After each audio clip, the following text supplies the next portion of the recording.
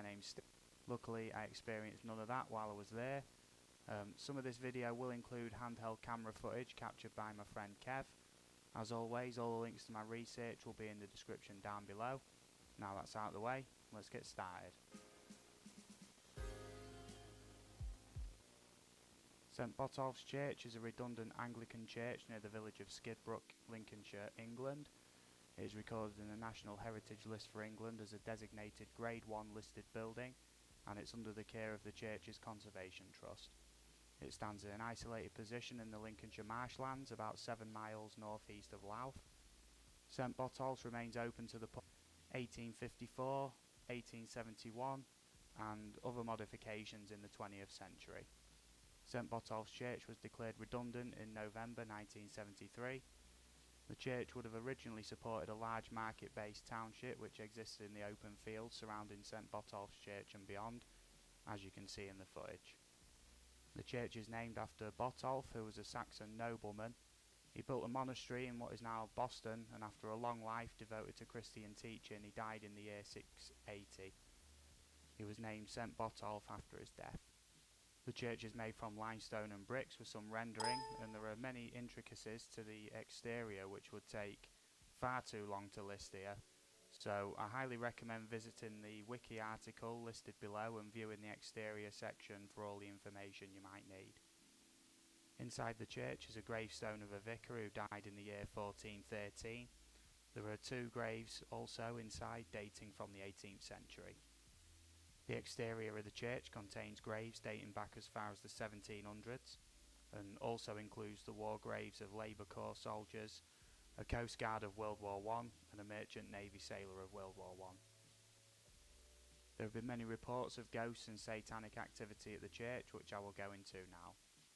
This is an extract read directly from the Haunted History of Lincolnshire website. St Botolph's Church in Skidbrook is among the most haunted spots in Lincolnshire and is a centre for unexplained paranormal activity. The isolated abandoned church has had many dealings with satanic groups over the past few decades. Because of this, Skidbrook has been the subject of much publicity due to reports of paranormal activity at the church.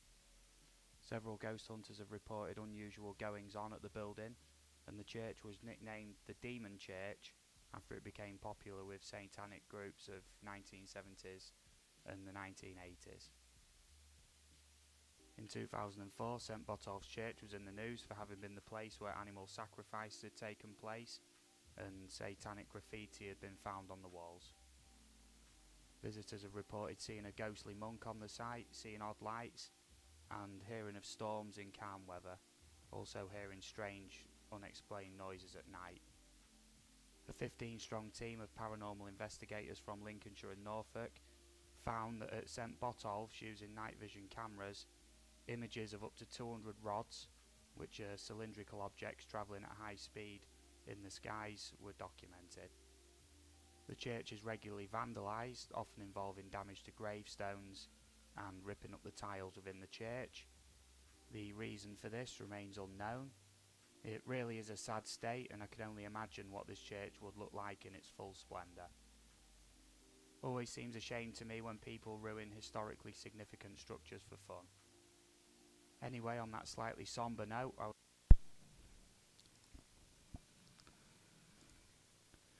hello and welcome to the stream, everybody. I hope it's going well. Tonight I've got with me Kraggs and the Haunted Adventurer. I nearly said the Haunted Explorer, mate. Really sorry. I'm just going to bring the volume up on them right now. Just make sure that that's all going well. Do you want to say hello, guys? Hello. Hiya. Hello. Hello. Yeah, I was just playing one of my videos, just running up to the start of the stream. I did have the volume set on low for that, so hopefully all the audio's fine now. So tonight we're talking about essentially the ins and outs of being a YouTube creator, maybe a bit of drone flying as well, and how YouTube operates as well. We'll throw that in. So I am going to now switch over, all being well, there we go, So do you guys want to say hello? Hello, everybody. Hello. Yeah, just say hello and who you are, and then your channels are linked in the description of the video for if anybody wants to check you out. So just say a little bit about yourselves and your channels and whatnot, and then we'll get started. Let me go first, Kev. Okay. Yeah, okay. Hello, everybody. I'm Haunted Adventurer. Basically, I do a lot of ghost hunts as well as urban exploring. That's all you'll find on my channel is derelict buildings and evidence of them buildings being haunted. Some of them I've not actually had the chance to actually investigate, so but I will be doing that next year. Yeah, that's what my channel's all about. I'm Kev, or Kraggs if you prefer. On my channel, it's mainly video recordings of live rock music from the Yardbirds Rock Club. I also help Steve. We do a bit of urban exploring together. And that's it. Yep, nice. So now you know who these guys are. We was meant to be joined by Eaglevp tonight. He's been in touch. He's a little bit under the weather. Don't think he feels up to it. So just going to wish him all the best. His channel's still linked in the video description. So tonight we are talking about like what it means to be a YouTube creator and all that goes into it, and obviously by association, you know, all the time that's spent and tips and tricks of how to gain subs, keep subs, and generally just make the world a very happy place. So yeah, Kraggs does the music videos from the Yardbirds. Haunted Adventurer does the derelict buildings. And I met Kraggs at the Yardbirds where I work, and we've become very good friends ever since. And I met the Haunted Adventurer through I believe it was originally, was it a Facebook post, or did I find you on YouTube or something like that? But I think you found me on YouTube. Yeah, that's the one. Yeah, you made a comment about one of the buildings that I'd actually gone to, filmed. Yeah, that was a while ago though. That was a good 5, 6 or more weeks ago at least. Yeah, I can't remember what building that was. I'm just going to do some shout outs because there's a few people in and they're all good people. So I'm going to say hello. There's my little sister in at the minute. Who's got the audio on? Sorry, hang on. Yeah, it's all right. There we go. Oh, that's it. It's gone. There we go. Small technical hitch there. Yeah, okay. So I'm going to start off with the hellos. Start off with saying hello to Talia Pratton. That's my little sister who's decided to drop in. So hello, little sis. I hope you're well. Better with a drone. Hello from Chicago. I'm dishing out the blue wrenches as I go through. Flyer FPV, great drone channel. You know, hello to you, mate. EBR FPV. You know, lots of familiar faces in here. Tim Araskog. I hope I've pronounced that right. Walking into the unknown with Jay. Now, hello, Jay. I hope you're well, mate. Because way back in the day, I used to work at this pub called the Venue Pub in town, in Grimsby Town Centre. And on a Monday night, he used to do the karaoke nights there as DJ Just Jay. And I recently found out he's bought himself a DJI Mavic Air and has been urban exploring and flying a drone, which is like my speciality. So I was speaking to him earlier about a possible meet-up and everything. So check out Walking into the Unknown with Jay's channel, because when I checked, he had like 10 subs. I think he's on about 12 or 13 now. and it's covering all over the place. You know, I've seen a few videos at Binbrook, and he's got a video coming up of Pleasure Island as well, which is a very good place for drone flights especially. Yeah, so please check him out. Just thought I'd throw that out there, mate. Abandoned City Camo Crew, nice to see you. We've got Drone Crush in here. I'm throwing out these blue wrenches as I go along, and obviously once I've got through the hellos and making sure I know who's in here and got the hellos out there and the shout outs, then we'll get on to having a good chat. Nordic Blue says, is it Wednesday night already? We doing vid share today or special guest? Hello Nordic Blue, are you alright, mate? I bump into him on so many streams. I hope it's going well, mate. It's really good to see you. I'm not doing the vid share tonight, or probably anymore, to be fair, because I've been receiving a lot of words of warning and some horror stories about people getting copyright strikes about doing things like that. So I'm having to, just for now, just see how the dust settles with all this copyright stuff on YouTube. Just see how the dust settles, mate. I may go back to it at some point. Talia Pratton straight back in there with, do you make money? At my job I do, from YouTube I don't. Yeah, Drone Crush, yeah, I've already give you a blue wrench there, mate. I'm trying to keep up with this chat. Give us a minute. Thanks at Tim Arascog for bringing me in here. Hello, yeah, nice to see you. I hadn't seen you before, you know, but that's all good. Emma Maria, I believe that's Kraggs' daughter, right? Hello, PMDB Live, good to see you, mate. I've spent many hours in his live streams, you know, chatting the world away, putting the world to rights, whatever. Equinox Photography Bristol UK, good to see you, mate. Pixie's channel's in here now.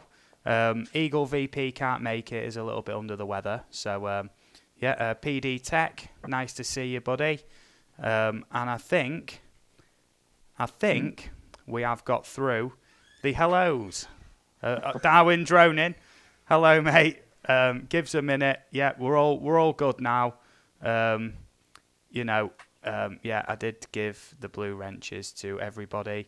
Canadian Drone Hub's in here. You know, what the hell? It's, you know, this is all good. This is all good. Hello, Canadian Drone Hub. I hope you're well, mate.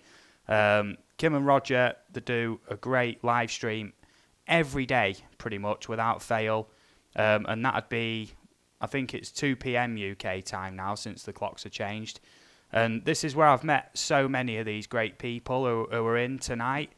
I can't thank you enough, Canadian Drone Hub, for all the good stuff you've done for my channel. So, I mean, if anybody's in here and you don't know about the Canadian Drone Hub, then I recommend subbing them right away and visiting their live streams from time to time. You know, poke your head round there, out round the door, say hello, everything. Okay, right. So I think we're almost through the hellos, right? So what would you say the most important thing is, Andrew, about creating a good video on YouTube? A good video? Well, yeah, you've got to make it interesting, really. I mean, the thing is, you've got to try and find those people that share the same interest you do, and then ones that you've got to draw them into it by making your videos interesting, you know, worth watching. I know there's a lot of people I've spoken to at work. I said that they just say to them, "Did you see that video I put up on Facebook?" No, I'm not really into that kind of stuff. All right, fair enough, you know. But yeah, I would say you've got to make it interesting. You've got to make it worth watching. It's not about the money making. It's about what you enjoy doing and making it worthwhile for people to watch. Yeah, I definitely agree, mate. And obviously, for me anyway, and I know for Kraggs, and I think for you as well, mate, none of us have ever made a penny off YouTube. It is all for the laughs. So, yeah, I can't really say much more than that we do it just for the kicks, you know. I mean, it's a bit like, with what I do, the video footage and the photographs I take, it's all groundwork. whereas your videos, obviously, it's all aerial work, and I've never really shown any interest in drones or anything like that. But after watching your videos, I'm thinking I can put them two together. You know, the ground shots, the aerial shots, and now I found myself, you know, actually getting a drone of my own. Okay, it's not, basically it's for practicing with until I actually get something a little bit more expensive. But yeah, I've actually found myself watching other videos involving drones, and you know, different areas that people go to. You know, that's drawn me in, the aerial shot. So I found myself taking an interest in that. Yeah, so man. Again, it's the videos like you and the others make that, and the way you do it makes it interesting, and that's what's drawn me in. Yeah, man. Well, the idea for what I do, you know, the spoken histories to the drone footage, was literally, it came to me in a dream, right? I already wanted to get a drone, and, you know, don't get me wrong, there is loads of great drone channels out there, camera drones and FPV drones, and obviously the name of the game on YouTube is to try and be different, if you know what I mean. Try and be like a chameleon of different genres, if you like. And so I thought, you know, I just came up with this dream. As soon as I woke up, I was like, I didn't even have a drone at that point. I was like, right, I'm putting in this name, you know, Aerial Views and Histories. You know, I think I just thought of it on the spot, and then obviously worked on getting a drone. And I already knew right away where I wanted to be with that drone. As soon as I got it, I'd been looking at spots for like about a year before I'd actually got a drone as to what I'd, you know, where I'd want to fly it for footage. But then it just came to me, oh, you know, what about spoken histories to that? You know, I know a fair bit about the local area, you know a fair bit about history. And you know, just put it all together into one thing, and then from there, obviously on the social media sites, especially Facebook, I don't advertise anything on Reddit or promote on Reddit in that sort of way, just because I ain't got a clue how it bloody works more than anything else. So I went, you need to go on Reddit and go on here and, you know, oh, Reddit, and I was like, no. You know, so I had a look on there. But yeah, essentially on Facebook, that allows you to post in drone groups, history groups, you know, abandoned groups, you know, and all sorts of other groups as well. And then from there, people are asking me on the channel and in real life, you know, outside of YouTube, whatever, essentially, you know, what kit do you use? You know, how do you fly? How do you do this? And I thought I need to start including a bit of that in the videos, at very least at the end of the video, just a quick rundown of the kit I use and, you know, where we are. And then from there, that evolved into actually sneaking into the places and having a good cheeky look around. And then obviously, then you sort of evolve into like the Airbex type videos as well. And before you know it, I can post in pretty much any Facebook group that's relevant for any video. And I think that's why, essentially, like my channel's been on the go about 6 months. And I think I hit 550 subs earlier. And essentially, I was only really seriously putting videos up from about 3 months ago. Up until then, I think I had like 2 videos and then just left it for a couple of months. Because I was working on a shutdown, you see. It's like 60 hours a week, 10 hours a night, every night of the week. And then on my night off, I was working down the club. So it'd literally be when I finish at 5 in the morning, get home for about 20 past, and then I'd already have my batteries charged up, and I'd be out, as soon as I got home from work, you know, grinding it all night, straight out the door with my drone, getting footage, and then I just put it all together, you know, short promotional video, and whatnot, you know. But one of my most popular videos I've done was a full, like, it was a 6 kilometre stretch of Cleethorpes seafront in one straight flight, and I did that after I'd finished work one morning, and it still remains one of my most popular videos. So yeah, that's essentially how my channel has gone where it's gone. I didn't exactly set out to do the Airbex type thing, but since then I've met yourself. Kraggs has got himself well involved in the Airbex style footage and exploring some of these places. And I know him and his wife just love taking me out and driving me around everywhere. Literally, like, all right, when's your next free time, Kev? Like, and he's like, oh well, you know, a couple of weeks now. Like, yeah, I'll start doing some research then, mate. You know, tell me a day. Yeah, that's all good. Hello, Eaglevp. I said sort of hello for you, mate. Your channel link is still in the video description. Eaglevp is the man. I've met him in real life. He's from Grimsby, like me and Kev, and Andrew's not far away either. So we're all like the local crew when it comes to the droners and explorers and whatnot, YouTubers. Sorry, I've got a creaky door there. Yeah, so please check him out because he is awesome, and he's given me a lot of good tips on YouTube and how it works and how to be better. You know, this is why I invited him on, and I'm sure, obviously, if he didn't have such a sore throat, he'd want to be on here, you know, telling us all the wise words that he has.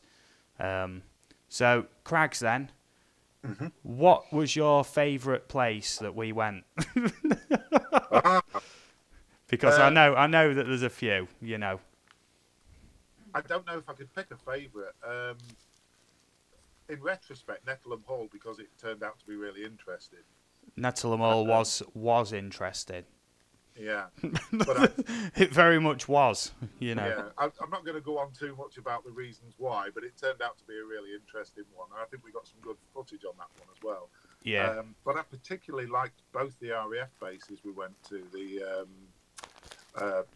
Driffield and Upwood. Oh yes. They were incredible. Yeah. Now you see, if for anybody who isn't from the UK, or even if you are from the UK, most people don't know that there was literally like thousands of RAF bases throughout the UK during World War II. A lot of these were kept on during the Cold War somewhere, and there was a whole slew of them that got closed in about the year 2000. So for us, Airbex and drone channels and whatnot, it's an absolute field day on some of these RAF bases, because some of them, I mean, RAF Upwood, mate, was massive, wasn't it? An entire remains of an RAF base, apart from the runways and that had all been turned into fields and whatnot. But all the buildings were there. Literally, you could just park up and walk in to all the old buildings and that. And I mean, there's a lot of them, but some of them they're getting further and further afield. But I mean, that was like a 3.5 hour drive to get there, wasn't it? Yes, it was. But it was worth it, wasn't it? But we needed a full day there, didn't we? Yeah. I mean, yeah, sorry, mate. It's one I'd quite like to go back to. Yeah, Abandoned City Camo Crew. I know, I've seen their video of RAF Upwood, and they've just put in the chat that I live near it. It's brill. And I mean, we needed a full day there, because we was there a good 2 hours maybe, weren't we? And we saw less than a third of it, I'd say. Oh yeah. So just for the minute, I'm just going to say, you know, I know a lot of people in here are subscribed to the Canadian Drone Hub. This is where I've met a lot of these people.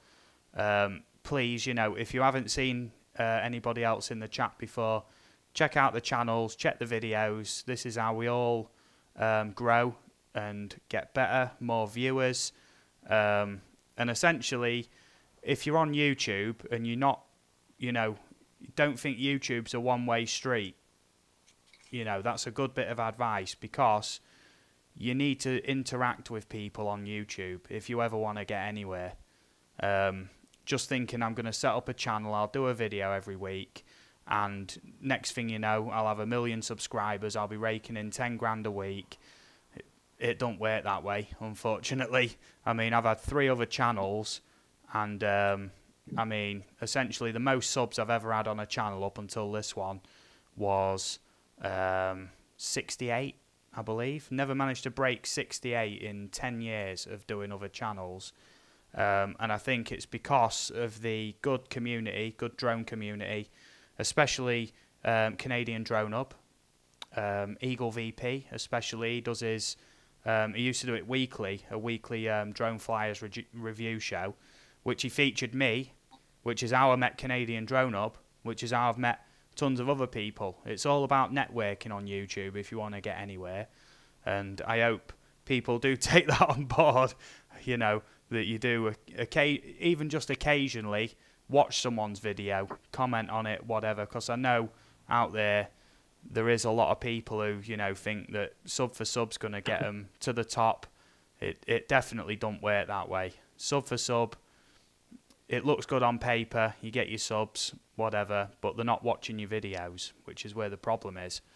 You want genuine subs, you know. This is why I like everybody in the chat right now, why everyone's got a blue wrench, because at one point or another someone has commented on my video, or we've had a good conversation in a live stream, or whatever, you know. So we all know each other in that way, you know. There's nobody in here that I don't actually recognise from anywhere, you know. So yeah, so when it comes to actually filming locations, then we'll go with Haunted Adventurer for this one, Andrew. When it comes to filming locations, I mean, are there any sort of priorities or anything like that you put to gathering footage of like abandoned locations, or do you have sort of like a story in your head sort of thing? Say if you was to go to a building, would you do it, say record everything you can and then just piece together all the footage afterwards, or do you know in your head how you want the video to be while you're there? No, I do it on location. Yeah. Obviously, I try to concentrate more on the bits that are interesting. You know, the old fireplaces, the old windows, things that don't exist, you know, today, like the old outdoor lamps that are attached to the buildings themselves, things like that. But I mean, the thing is, it all depends on the size of the building as well. I mean, the one I took you to was last week. Yeah, man. Yeah, last week, wasn't it? Yeah. I think I must have been there 4 hours, filming, taking photographs.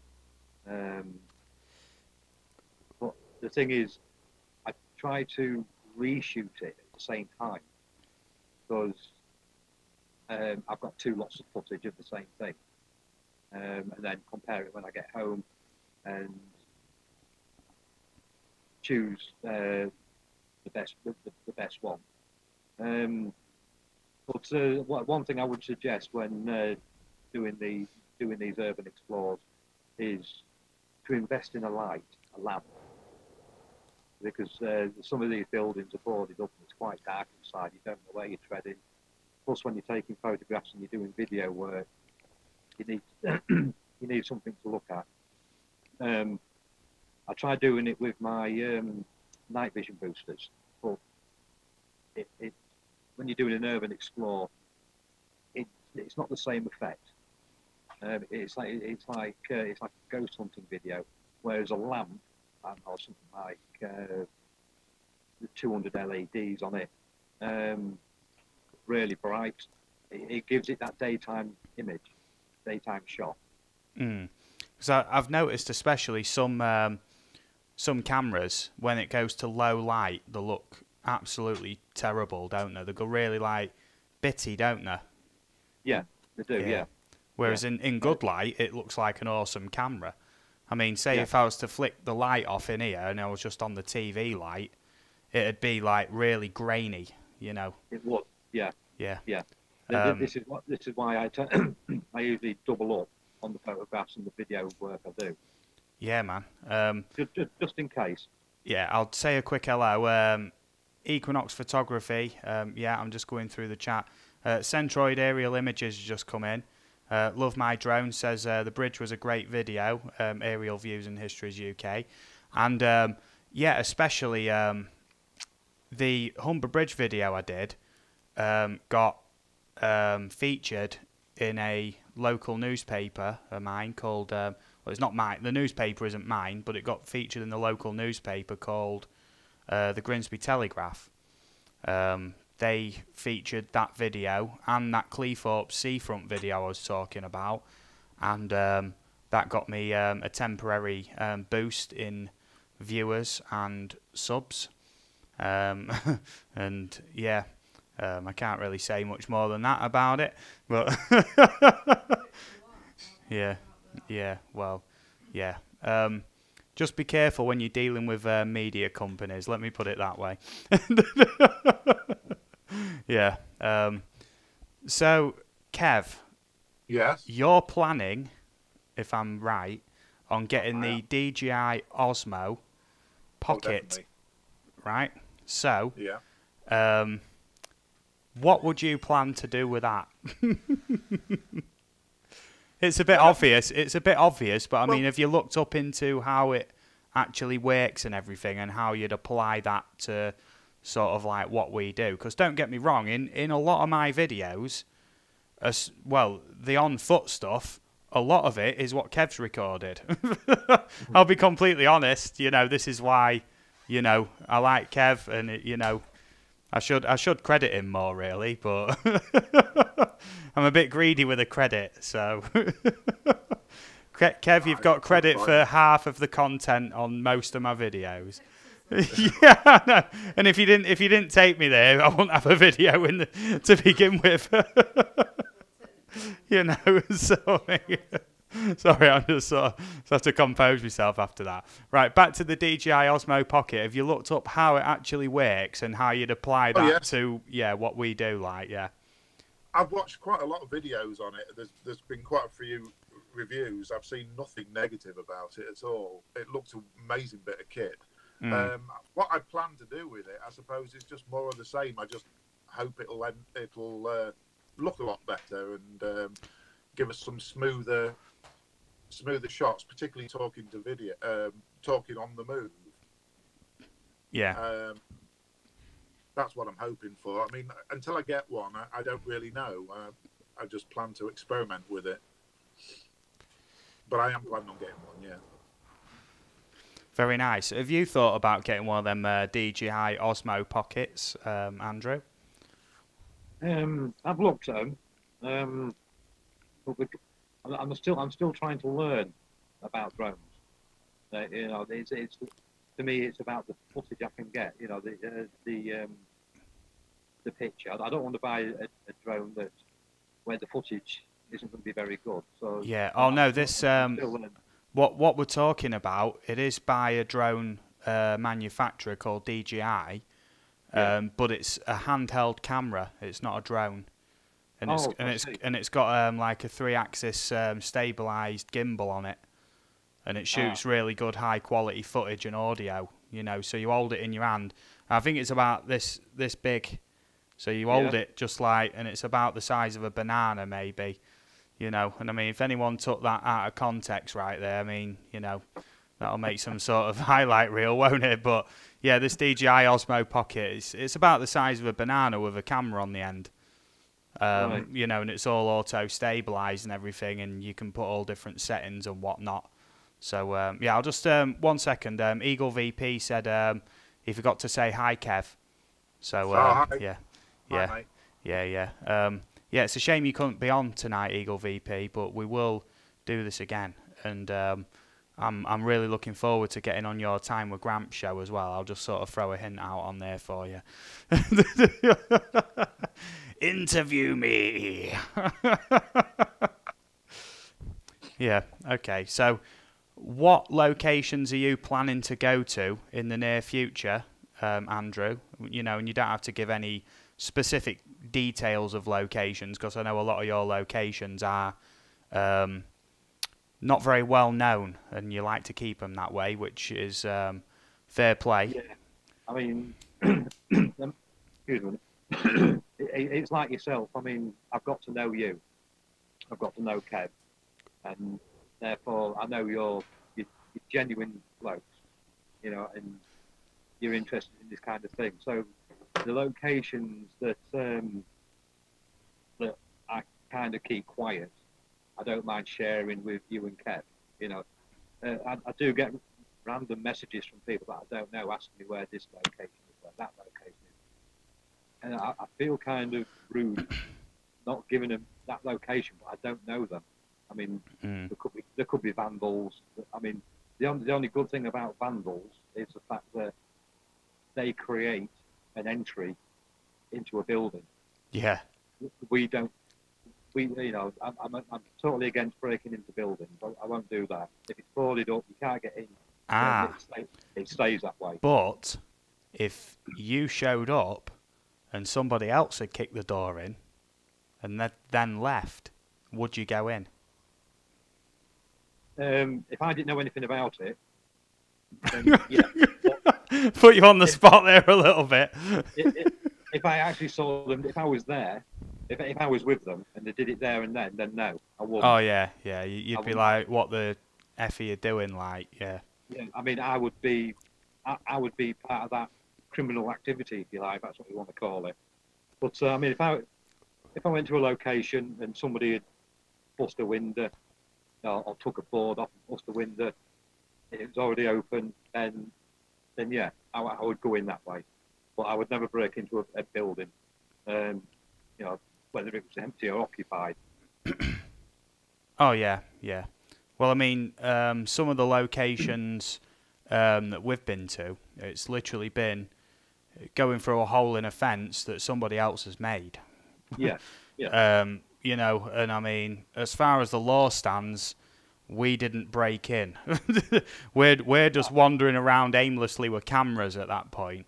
Yeah, you know, yeah. And obviously, you know, British right to roam, it is quite versatile in how you can apply it. And essentially, I think just having a bit of charisma and a little bit of charm, you know, and just sort of, if anyone approaches you where you shouldn't be, just be like, "Oh, hello, how are you? Yeah, my name's Steve.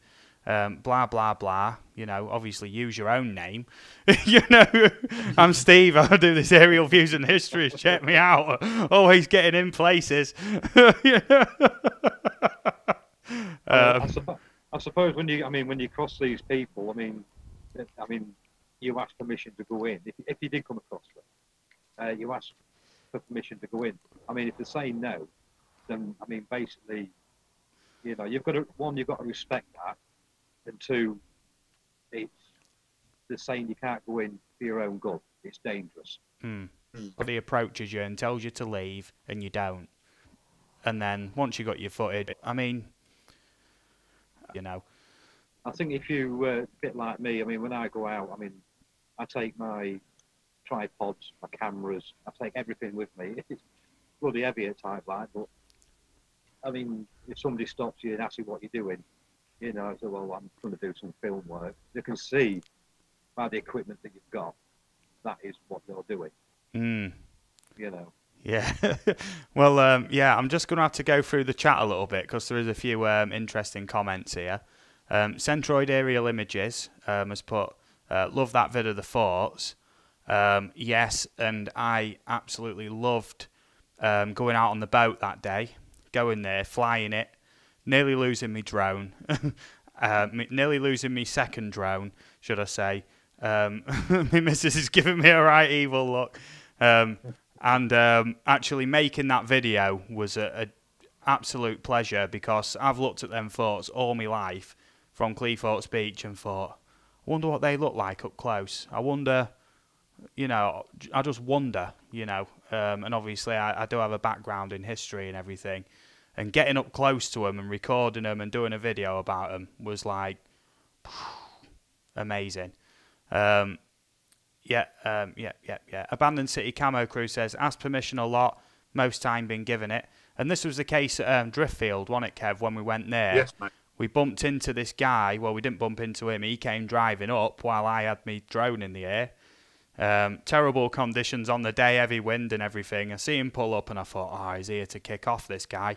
Landed me drone. And I mean, once we had a chat with him, he was nice as pie. He told us where all the good stuff was and allowed us to stay on there. And he went, oh, just next time, make sure you get permission, like, you know. I mean, this is another one of these abandoned RAF bases with, like, all the buildings still in place, you know. Yeah, and I did see a funny comment on there. Love My Drone says, my name is Steve with aerial views and history. Sounds like a great answer, actually. You are with a media outlet, freedom of the press, perhaps. Well, I mean, you sort of could claim that, couldn't you? You know, I am going more and more into like vlog style videos these days, so I could be sort of reporting on a location if you was to see it like that. Yeah, if you break on, you can get done. Yeah, if you actually break something to get in a location, that's breaking and entering. You know, it's destruction of property, and I mean the law will never side with you in that instance.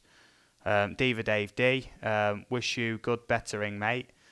And I think someone somewhere put, you know, I really like your camera the way it is, you know, with the conference. I think I'm going to change over to Bridge Crew in a minute because why not? I might switch over to the half naked woman on the car one. All right. Yeah. Yeah. Yeah. Okay. Yeah. This is a family friendly stream with very little to no swearing on it. You know, if you guys swear, I don't really care, but obviously I don't. So if you swear, I'm blaming it on you. I think so far on my streams, all the streams I've done so far, I think I've swore about 5 times in the space of about 12 or 15 hours worth of streams, which for me, if you like knew me outside of YouTube, you'd know that was very, very good. You'd know that was very good. I mean, when we went to them AA batteries, every 2 minutes, wasn't it? F this, S that. But that was pitch black, and it was really slippery and pitch black and derelict in the middle of the woods, and there was vines and thorns. I had plenty of reason to swear that night, but obviously that wasn't live, so I can bleep them things out on the video. So next up, I do want to give a quick mention to, and I don't know how many people have heard of this. Pretty much anybody who's got a YouTube account, when you log in to your account, whatever, are you seeing that little notification about Article 13? Yes. Do you know what that's all about? Not really. Do you know what that's about, Andrew? I ain't got a clue. Essentially, what that is a new proposed European law by the EU, which essentially holds any website, which includes social media sites like Facebook, YouTube, Instagram, any site where you could upload your own images or content, which includes, you know, memes, picture memes, anything like that. And what this law states is that the way things work at the moment, if we don't include this Article 13, the way things work are, if you upload copyright content, what will actually happen is YouTube will make the decision on behalf of the copyright holder as to what had happened from that point onwards, right? And it's all sort of dealt with in-house as to, say, if somebody made a copyright claim, if you made a video with a copyright song on it, right, and then obviously the copyright holder finds out, and if you're not monetized, they'll not be happy with you. If you're monetized, they'll get the revenue in most cases. If not, they'll just take the audio off the video and leave it like that. Now, what this Article 13 proposes, and this is looking very likely that it's going to be a thing at this point, is that any copyright content in Europe gets uploaded to a site like that, and it's not the person who uploaded it that's responsible, it's the actual website that's responsible. So the copyright holder can then directly sue YouTube, Facebook, whatever, and what that's opening the door up to is that what might happen is YouTube might just put a blanket ban all across Europe, just in case somebody uploads a video with a still image or a copyright song, or even a video clip that the algorithm didn't detect, and then to just prevent themselves getting sued, basically. And I think that sounds like absolute bullcrap. Even still picture memes, you know, just like a one still from a film with, you know, some silly writing on it, that would also fall under Article 13. So you can kiss memes goodbye. You can kiss most, if not all, European YouTubers goodbye, especially the ones that aren't monetized or ones that aren't even particularly big, whatever. The big YouTubers, I think, will survive because YouTube will trust them enough not to post anything copyrighted.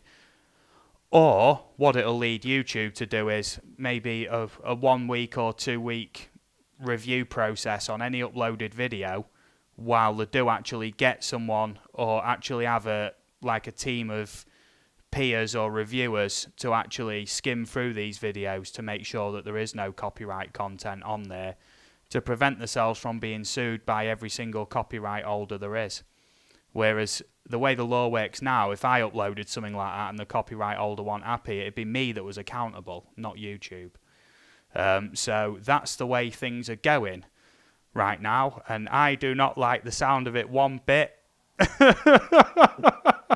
And I really hope that that doesn't happen, because that will be a very sad day.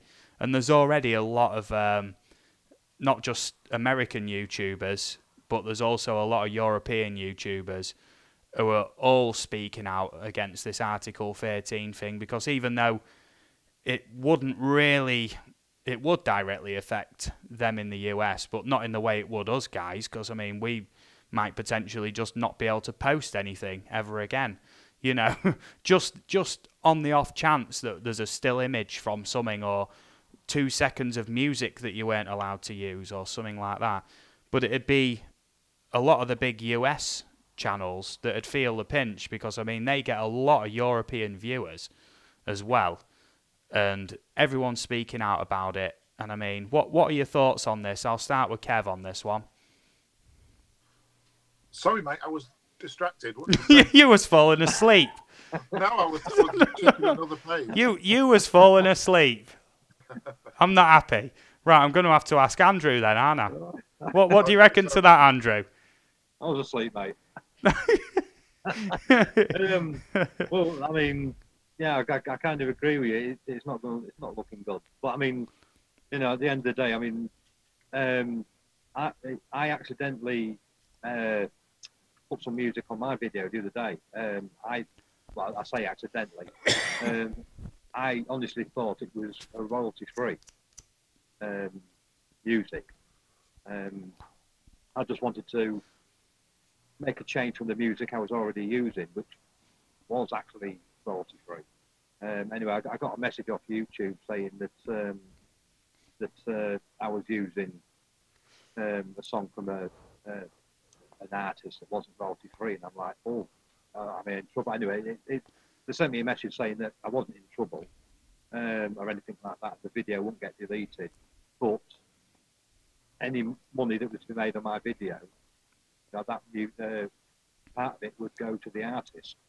Yeah. Which is fair enough, you know. But I mean, I took the video off and I re-edited it. I put the original music that I used, I put that back on. Yeah, so, man. That did actually happen to me quite a few years ago with one of my videos. I got a little message. To be honest, I did know it wasn't royalty free, but again, I didn't get into trouble for it. It's still up. It's been up years. Well, essentially, I did on my gaming channel, and I'm talking about 4 or 5 years ago. I did a live stream, right, of this game called, what was it, Lunar Lander or something? You know, like the old Lunar Lander game.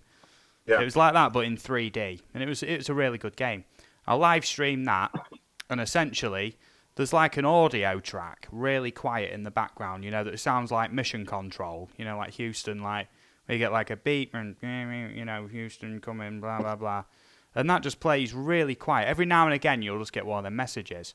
And after I uploaded the video, I got a copyright strike, and the makers of the game had actually given me a copyright strike for using the game's soundtrack, which is what they classed it as.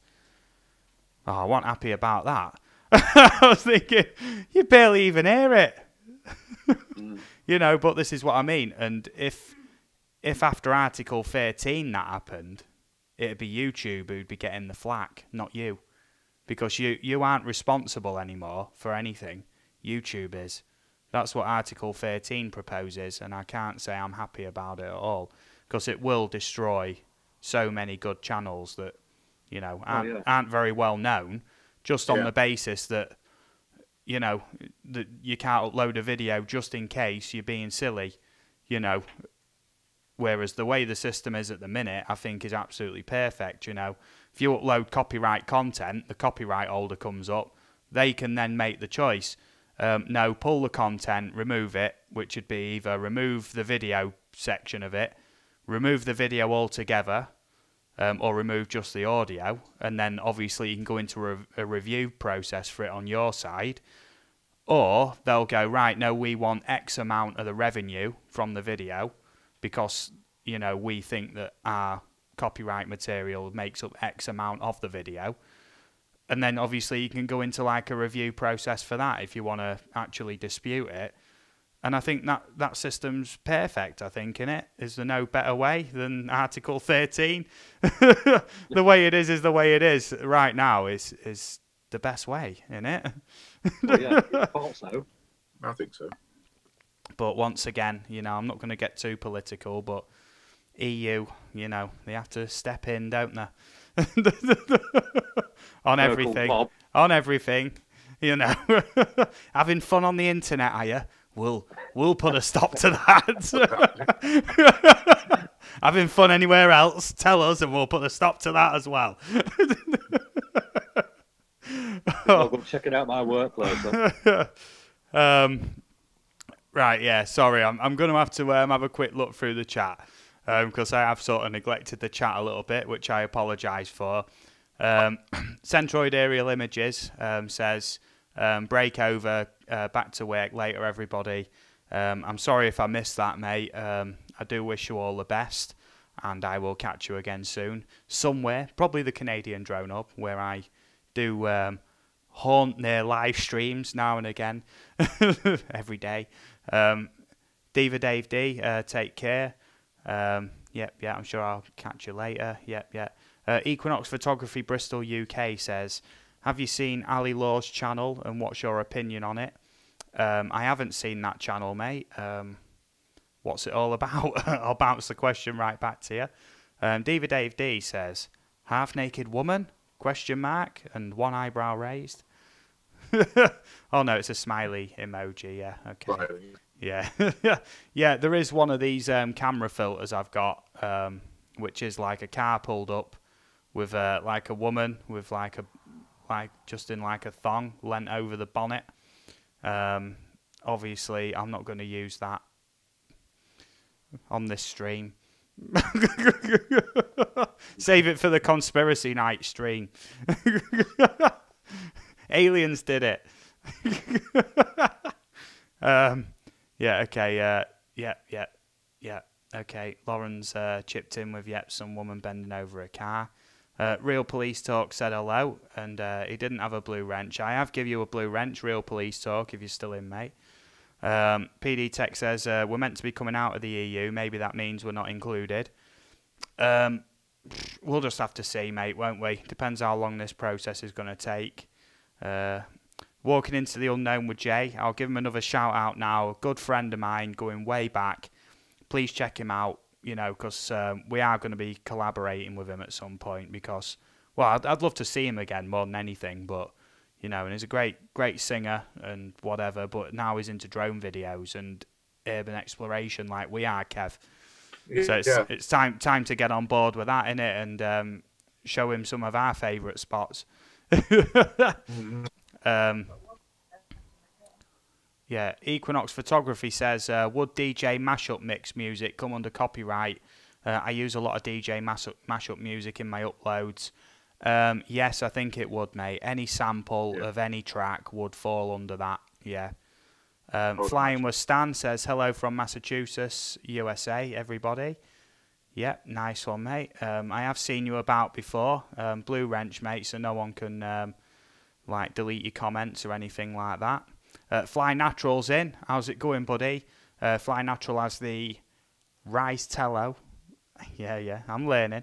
I hope you're well, mate. Yeah, Drone Crush is throwing out a load of hellos and whatnot. Yep. Yeah, Ali Law was the guy who did the Severn Bridge climb. I'm guessing that means the River Severn bridge climb. Yeah, I haven't seen that, mate. Was it the same guy who scaled the Humber Bridge? Would love to meet up with explorers local to Clee GY. Well, walking into the unknown with Jay. From now on, I will call you just Jay. Okay. Yeah. Well, that's what we do, mate. Andrew visits all sorts of abandoned spots. Derelict buildings, haunted locations, things like that, and gets loads of footage. And whereabouts is it you live again, Andrew? Sorry, mate. Brigg. In Brigg? A small village on the outskirts of Brigg. Yeah, so not far at all. Not far at all from Grimsby. Yeah, Jay, I'm not sure where he lives now, but he's from Grimsby or Cleethorpes, so meeting up with him's not going to be a big deal at all. And I mean, we know some good local spots, mate. We'll show you around. And if you need help flying that Mavic of yours, mate, I'm your man. Yeah, Equinox says I'll post a link in. I'm guessing he means for that Ali Law channel. Yes, there's the link. Yeah, okay. Yeah, not too far out. Yeah, so all of us, Jay, are within driving distance of maybe 15, 20 minutes. What's not to love? If anybody wants to join my Facebook page, just search Ava UK. I don't put that in the video description, right, but it does occasionally scroll across the bottom. If you are in the Lincolnshire area and you ever wanted a meet-up or a chat with me outside of YouTube or whatever, feel free to go on there, and I do respond to any comment that anybody wants to put on there, and we have a good chat and whatnot. This is how I met Haunted Adventurer, and I've met several other people as well, including military explorers and the Abandoned City Camo crew as well. I speak to them on Facebook as well. Yeah, so I'm just thinking about the next topic that I want to talk about in terms of creating good YouTube videos. So, Haunted Adventurer, is there anything in particular that you could advise anybody, either just starting out or not necessarily new to YouTube, on how to make videos and sort of promote videos, you know, and anything to make a channel better that you could recommend? Yeah. A stabilizer. Am I echoing? Nope, not for me. Oh, getting a bit of feed. Oh, that's it. It's gone. Yeah. Well, I found in my early days the camera was quite shaky, and I actually went out and bought a stabilizer, which worked. That came in handy. That makes your videos a lot steadier, obviously. Keeping the camera, I usually find I keep the camera as I'm panning along, I try and get in as much as I can. What I can't get in, I will keep the camera moving in more fluid motion and try and get everything in. Yeah, I mean, they're the only things I could really advise on. When you're taking photographs as well, try and get, you know, when people take photographs, it's sort of like they're either at an angle or it's not central. I kind of think a photograph, it tops it off when you're taking a photograph of something. It's more central. It looks more professional, rather than taking a photograph of something that's over to the right or over to the left. Something's always central. But sometimes with that, sorry to butt in, sometimes when you're presenting certain things, it is better to be slightly off the side so you can sort of wave your arm at whatever you're presenting for. But I think what you're talking about is when you're taking just shots of locations and stuff. Yeah. You're talking like central, and essentially I'll sort of try and paste this a little bit into the drone sort of thing. If you're trying to get any sort of like either, you know, good aerial footage or cinematic footage, whatever, keeping that, you know, your target central is key. And it really is. And I mean, trying to get the knack of that with a drone is, you know, can be tough to begin with, but that's one of the main things to begin learning if you got a drone, and a camera drone anyway. Yeah. And this is how I'm sort of trying to link it in when you're saying about keep it central and whatnot. I have got like a little like highlight reel of some of my other videos running there, and I mean there is good examples of exactly that, and I don't fly with any point of interest mode or anything like that. It's all manual, the flying that I do. Like, yeah, sorry mate, you were saying, and I've just gone off on one there, haven't I? I think I mean one of my problems is I try to get it perfect. You know, I mean I've got standard equipment. I try to turn the footage from that standard equipment into looking quite professional, you know, and I'm trying too hard to make it look perfect. Everything's central and getting everything in, and you know all the details. But that's me. Yeah. Well, I will agree with you there. Essentially, when it comes to making YouTube videos, I'll say this right away. You don't need the best kit. No. You definitely don't need the best kit. If you want drone footage, it does help to have a fairly good drone. I have seen some shocking videos, you know, from cheap drones. Ones that aren't stabilised, that don't have any gimbal roll or anything like that. And people think it looks pretty good. And it really doesn't, unfortunately. But when it comes to handheld footage, webcams for live streams, other equipment, you can really, really scrimp. I mean, my setup that I've got for doing what I do is bare bones. It actually is, you know. The Mavic is the biggest cost. You know, that's my old broke one. that sits up there. I'm not too fussed about that. Essentially, can't that not be fixed? Yeah, for about the price of a new one. Right, okay. Yeah, I use an iPhone 5 S, I believe. Yeah, which is the lowest sort of model iPhone that the Mavic will fly with, and I mean, don't matter, still flies with it absolutely perfect as far as I'm concerned. And then that doubles up as my camera when I'm on the go as well. That's it. And I mean, that is bare bones setup for what I do. I mean, my webcam was 20 quid. You know, I mean, I thought I need a webcam. Before that, I was using my PS3 cam, the PS3i camera. I used that for absolutely years just because I had one. And I thought, well, if it's not broke, don't fix it. you know. And I mean, it's not broke, but Google Hangouts don't accept it. So I had to get a proper webcam at that point. So, yeah. But 20 quid is 1080p webcam. Thought, yeah, go on then. Sorry. There's a lot to be said about for the iPhone as a camera anyway. I mean, there's a lot I don't like about the iPhone. There's a lot I don't like about Apple products. But the camera is brilliant. It's a really good... I use an iPhone 7. Yeah, and general usability on an iPhone is really good as well, isn't it, to be fair? Yeah. Just really user-friendly, apart from updates at the most inopportune moments, and it's like you can't continue unless, you know... sorry, I am sort of neglecting the chat a little bit tonight. I am getting quite involved in the conversation and whatnot. I'm just going to have a quick skim. Fly Natural asks what's on the topic list for tonight. We are discussing all things to do with being a YouTube creator.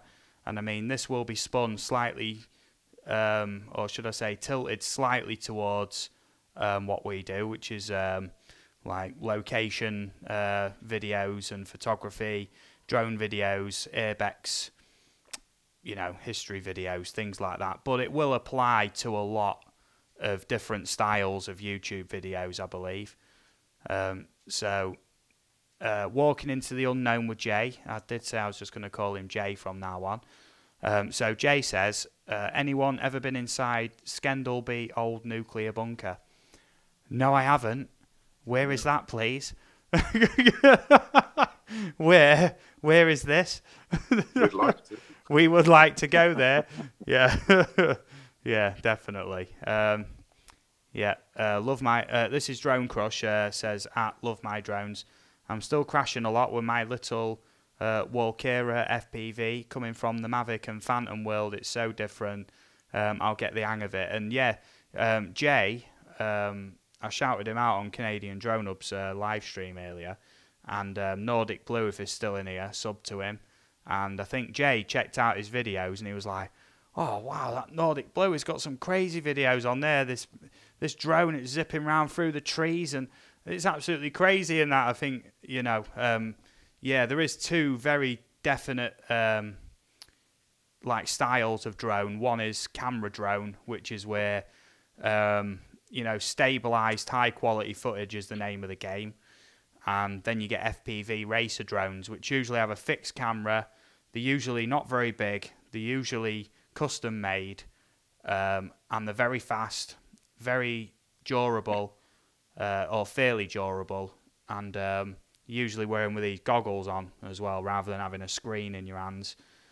And the footage you can get with them can be amazing when you've got the proper zips and, you know, zooms and all that lot, and like tight gaps at high speed and everything. I just thought I'd give you that distinction, Jay, while we're on the topic. Love My Drone says, when you go with a manual bird, we could all have that in our name. However, Crush works too, because I've stepped on a couple while looking for them. Okay. Use the rule of thirds. Sometimes let the subject pan across the frame. Yeah, and there is all sorts of different techniques for drone filming. Definitely. Okay. So Tim Araskog says, a fellow YT creator received a strike due to commercially produced music playing in the background as he was resting from performing a live music gig that he was live streaming. Yeah, and this is how bad it's got, you see. Now, this is why, even when I was doing the I want to watch your video streams, I'd say, you know, no audio. You know, in the very, very rarest of cases where, you know, someone would say, you know, I can guarantee there's no like copyright music in there or anything. But now, YouTube might just flag me for playing another video, you know. I can't take the risk, unfortunately, unless I hear of that changing. I've heard of horror stories, and I mean, I actually know of people I've been speaking to who are currently on bans for playing other people's videos. So, hence why I've changed the format. I hope you're liking the new format. It's essentially interviews with people, discussing certain topics and whatnot. Yeah, Eaglevp says, Steve, you can always use one of my cameras, mate. That is much appreciated, Eaglevp. I might take you up on that offer one day. You never know. But at the minute, mate, I don't mind just getting my, you know, bobbing round and my footage is all shaky, you know. It sort of adds to the charm, I think, of the video. I think so, yeah. Yeah, sort of. If the footage is too smooth, it'll look too cinematic, I think. I think, you know, when I'm sort of huffing and puffing, sort of power walking round, you know, sort of like, oh, yeah, I need to get my drone in the air, you know. It sort of adds that sort of urgency, doesn't it, sometimes, when you've got a bit of camera shake. Newfound Drone Production says, I have to go eat supper. I'll try and get back before the stream's over. Yeah, you know, always welcome, in or out, mate. It's all good. Yeah, you have got a blue wrench as well for next time you're in. That's all good. Yeah, every FPV pilot crashes a lot, says EBR FPV. Fly Natural says, Steve, you know it looks like you're in the scene from Jurassic Park when they are touring the science part of the park. Yeah, where the ride turns round. Yeah. Yeah. Oh, yeah, I love the Jurassic Park films. Yeah, it looks like Jay's making friends with Abandoned City Camo Crew Explorers, asking locations and whatnot. Yep, great channel. Yeah, watched all his videos. Yep. YouTube has royalty-free music video. YouTube has royalty-free music available for your videos. I use MU Free Music. Yes, will somebody please put a link to MU Free Music's channel in the chat, please? Because if you are after any royalty-free music for your videos, which is extremely good, and I've used it a couple of times now, all you do is just credit MU in your video description, and that's it, and it's all good with that. And I know it is all good because there's another really good husband and wife team, and I think many people are going to know who I'm going to say right now. Pusa Studios, who I think are streaming tonight as well. So after this stream, we'll all go and invade their stream. That's what they do to other people. So, yeah. And it's done in a friendly way. It's not like, let's invade and ruin everything. Yeah, and they use... Sorry, mate. Just going to go make a copy, mate.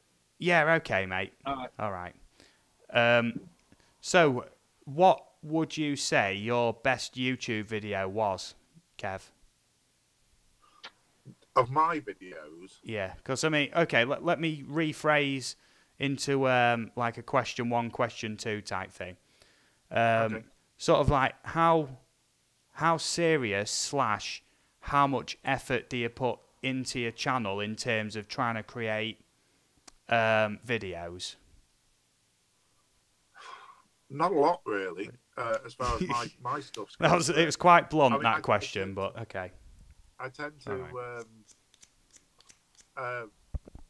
be more focused on your videos at the moment, the exploring videos, and I always try to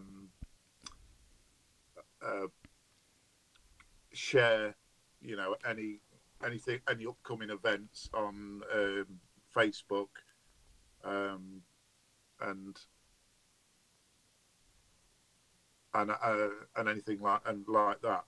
But no, I don't tend to put a lot of effort into my own videos at all. I just put them up and I hope people find them and enjoy them.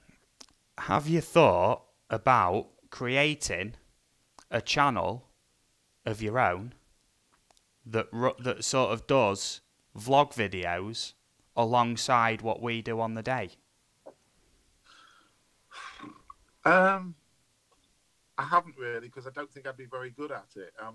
You know, I'm happy to sort of like be your sounding board and what have you, and do all the filming. But the talking part of it is what you're good at.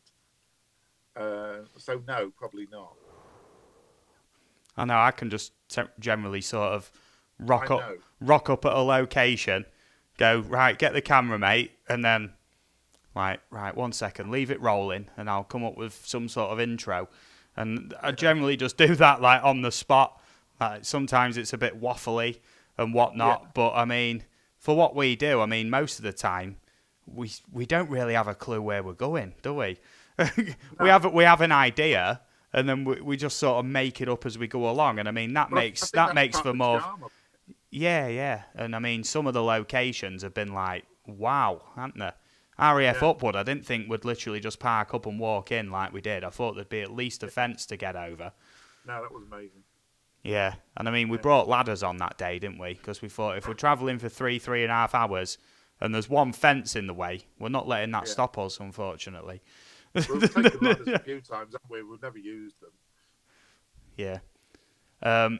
Yeah, and I mean, it's a shame about Nocturne Hall when that didn't play out. But so it was a good example that of what you were talking about earlier, though, about having to make the decision that we weren't going to go in because we looked for a way in.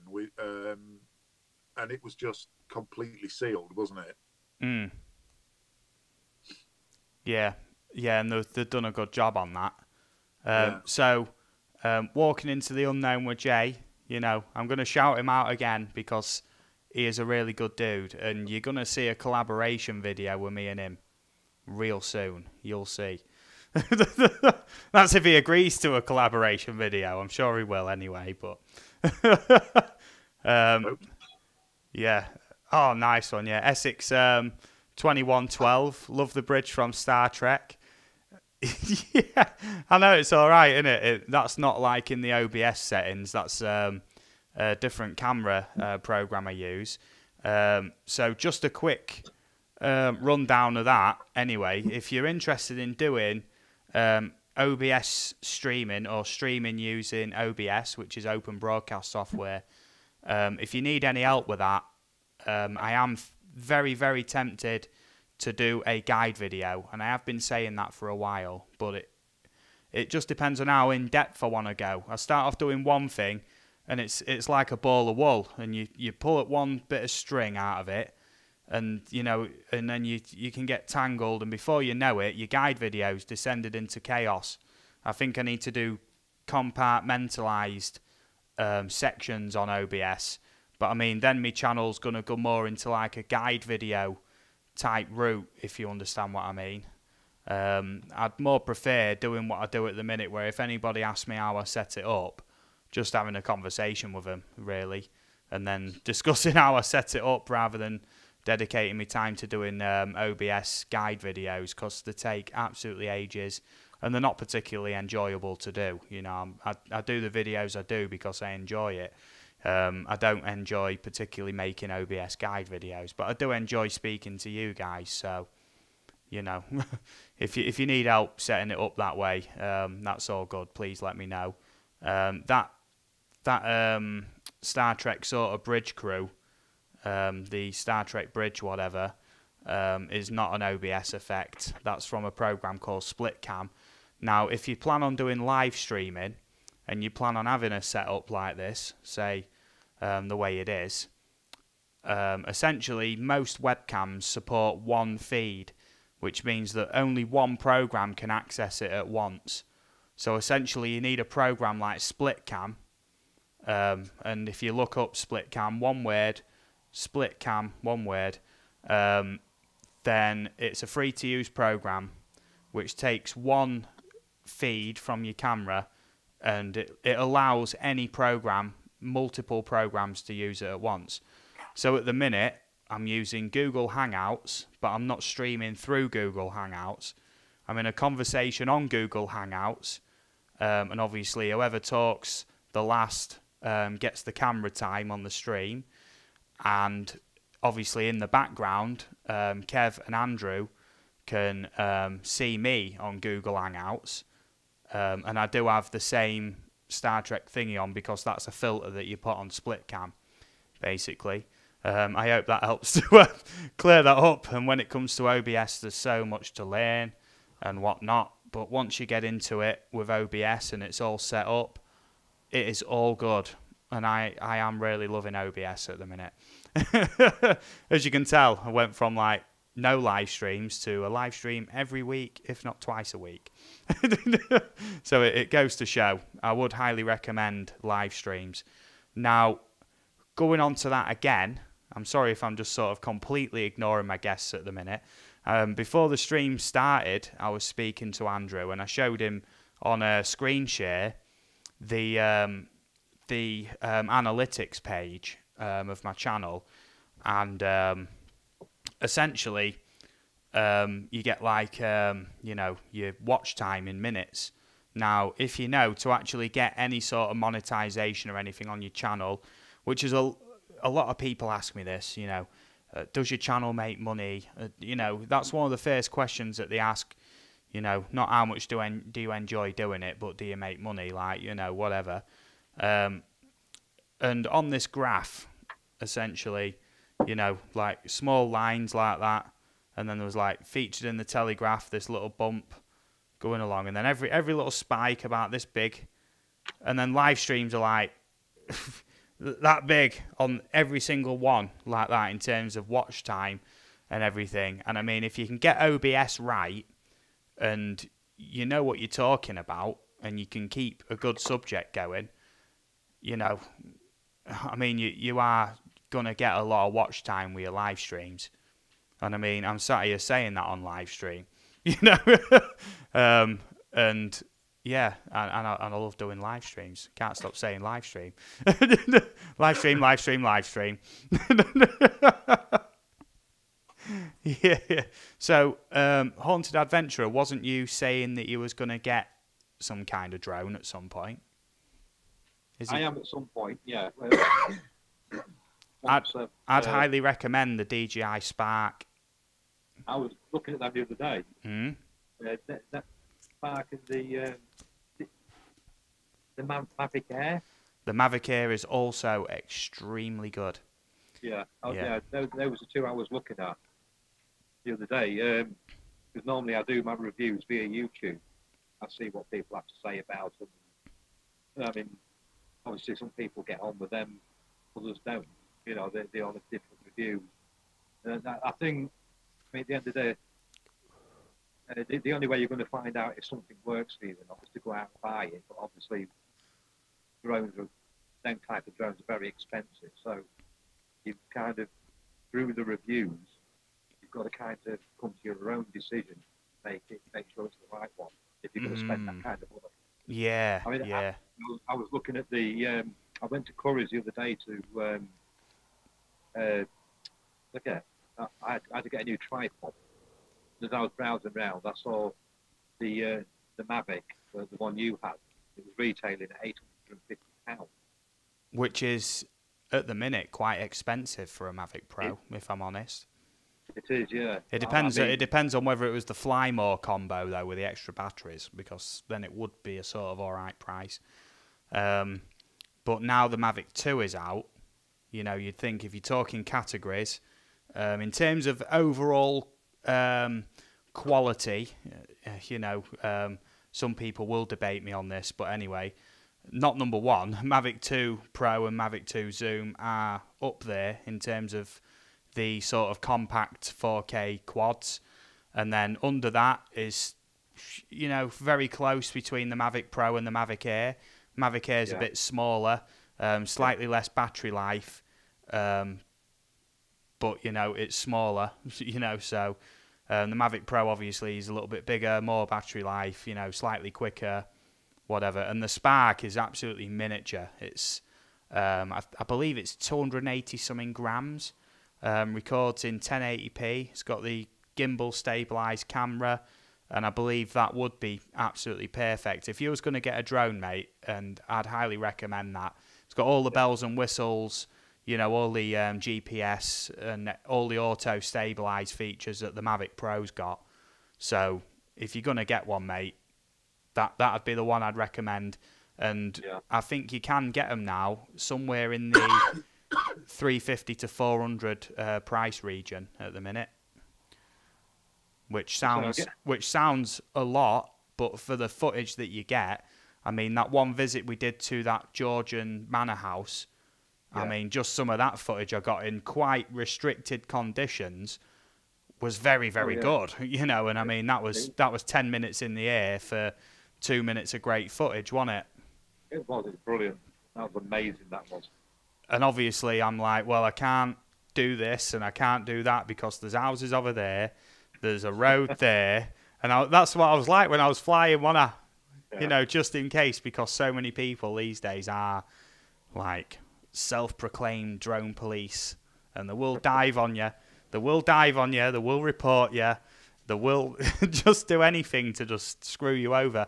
And they fly drones as hobbyists as well, and most of them are hypocrites. You know, exactly. they will call you out, and then, you know, you're thinking, I saw your picture the other day, mate, and you're flying over people. What you doing, mate? You know, trying to dob me in. You know, I don't like dobbers. So somebody asked, or somebody said, oh yeah, it's Fly Natural, sorry. Don't you have to have like 1,000 subs just to be monetized? Yes, and Gary Foster's brand Aerials has answered that.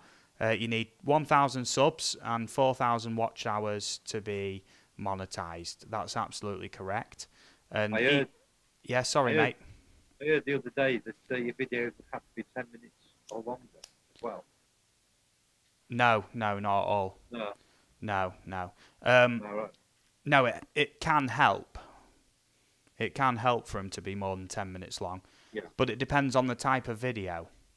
If you're telling a story, 10 minutes is good. You know, if you're doing cinematic style drone videos with no stories, just some music to it, sometimes, well, most of the time, 10 minutes is going to be too much. I remember the first stream I did where I was speaking with Eaglevp, where we spoke about,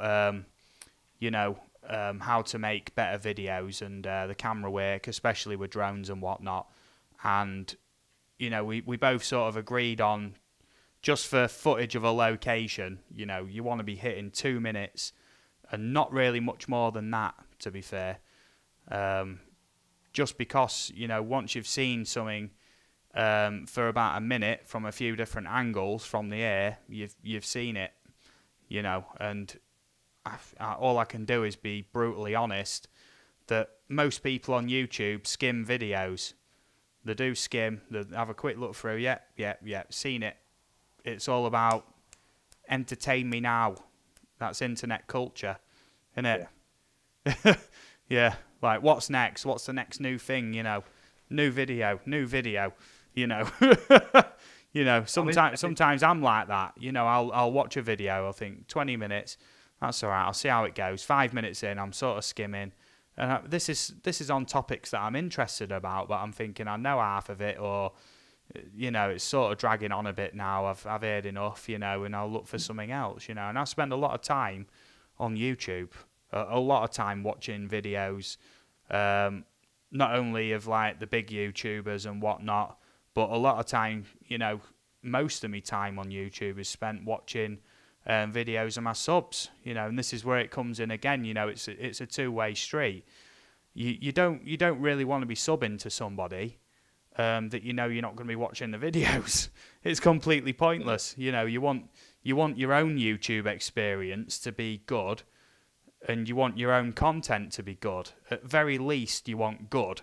You know, at very least, if you sub into channels like, don't get me wrong, at the minute the way YouTube's going, it's sort of like the amount of like people from the Far East, along with like India, China, not so much China, but they do have YouTube and whatnot. You know, and they are one of the fastest growing sections of YouTube at the minute, and a lot of people are starting to accommodate and whatnot. And, you know, there's this big battle at the minute, isn't there, with PewDiePie and T-Series. You heard about this? Biggest subscribed YouTuber on YouTube, obviously. PewDiePie has been that way for absolutely years. I think he's up to something like, I think he's on like 74 million subscribers now or something. And is slowly being caught up by this Indian music channel called T-Series, and I think they're on something like 73 million now, and they're gaining subs fast, you know. Just because of the way now India's getting the internet big style. you know, and they're all piling on YouTube, you know. You need a bit of competition. I think it's more just sheer numbers than anything, you know. Like there's like 1/7 of the Earth's population in India, isn't there? You know, there's 1/7 of the Earth's population in China, you know. So already there you've got nearly 2/3 of the Earth's population in 2 countries, you know. And these are the biggest rising sort of internet users now, as internet gets implemented at speeds that are good enough for sort of like online video watching and that, you know. And it is a good idea to start catering a little bit towards that as well, you know. I think, you know, don't stick to one specific thing. Try and keep a little bit varied. And I am sub to some channels which are a couple from the Philippines. There's one from Thailand. A couple from India. A really good channel called Learning Habit from India, who does live streams, sort of like motivational talks and whatever. And he just walks around the streets in Saudi Arabia, and he just has a chat with whoever's in the, you know, in the chat, and speaks to them about how things are going and all that lot. And I think he's on like 1,000 or a couple of thousand subs, and you just like, he just walks the street, sort of nattering into his phone. He don't make any original videos, as far as I know. I've never seen one that he's made, but he's a good streamer, you know. So it's like, there you go. He's got his niche right there, you know. Right. Once again, I'm neglecting the chat, and I do apologise. I am just going to scroll back to where I can sort of remember. Yeah. I'm just looking through. Yeah, really sorry. I do like to keep up with the chat, but once I'm sort of on a mission, I do lose track of it. Yeah. Okay, just looking through. Yeah. You need subs. Yeah. I'm just trying to find out where I was. Yeah. That's all right. Also compose. Yeah, that's all right. Yeah, I'm up to date with the chat. That's all good. If I read it all out, would be you know, for a long time. If I'm honest, there's a lot of people in tonight. You know, I'm gonna wish you all a big thanks. Thanks for coming in. Thanks for joining us. We're still going to be going for a while yet. So you know, I love doing these Wednesday night streams, and I think, well, I hope that you appreciate that I stick to the schedule. 10 p.m. UK time on a Wednesday night, and I think that's a good idea if you're streaming. You know, stick to a time schedule, whatever. Just starting a stream whenever you like for 10 minutes about something random, you know, is not really a good plan, I don't think, unless you just enjoy doing that for a laugh. If you want some sort of structure to your channel or whatever, it does help to keep to a schedule. You know, like Canadian Drone Hub does every day, 2 p.m. UK time. You know, it's amazing channel, you know, and they have a lot of support. And if it weren't for Canadian Drone Hub, you know, I wouldn't have as many subs as I do, and I wouldn't know half the people in the chat. And they've done this for a lot of people, a lot of people. So, you know, my heart goes out. You know, Kim and Roger on Canadian Drone Hub are just absolute diamonds. Wouldn't you say, Kev? You've been in Canadian Drone Hub streams a couple of times, haven't you? Yeah, great, mate. So whenever anybody starts up with a drone, essentially the first thing I say to them is subscribe to Canadian Drone Hub and get on their live streams, get meeting people. You know, that's it, and your channel will start to grow because, you know, everyone on there, the community is great. And I mean, I'm literally like, you know, half the people in here I've met through the Canadian Drone Hub, at least half. You know, and I appreciate you guys being in here tonight as well. That is much appreciated. Once this stream's over, I do intend to, you know, once we're done, if you're all willing, you know, go over to Pusa Studios stream and we'll invade them. They've got some like guest on tonight. They're not streaming for another 30-40 minutes yet, which is all good. I'm not sticking to any particular time frame with my stream, but I'm just saying, like, you know. So let's get back on topic then. What was the most popular video you did, Andrew, and why do you think that was? Is that what? Urban exploring or ghost hunting? I'm rambling on for that long when it finally comes to a question. It's like, oh, I'm on live stream, aren't I? Oh, yeah. Oh, loving it. What was that again? What was that question, Steve? Sorry. Wasn't listening. I was browsing eBay. My missus says she don't blame you. Okay. Do you want to repeat the question? Or? Yeah, please, yeah. All right. I do babble, yeah. I apologise. Pardon? I have got guests. I've always got guests. That's how I do it. You know, Kev knows all about this. He's been a guest on a few of my streams where he can barely get a word in edgeways. Yeah, sorry, Andrew and Kev, sorry. Okay, so Andrew, what was your most successful video, and why do you think that was or is? Well, the most successful video on my channel, it's got nothing to do with urban exploring or ghost hunting. It was actually a TV license guy turned up at my door. All right. And, I have a little bit of experience with this. Yeah. I've done my homework on TV license, and I thought I lost that fear of them. And anyway, he came to my door and asking me questions, and I'm stood there saying, "Am I obliged to answer this? Am I obliged to answer that?" He ended up, revoking his own rights of entry to my property, his own rights, but that got about just over 8,000 views. That one, but yeah, urban exploring wise, I would say the most interesting video I've done is it's a location not a lot of people know about, so I can't really give the location away. Yeah.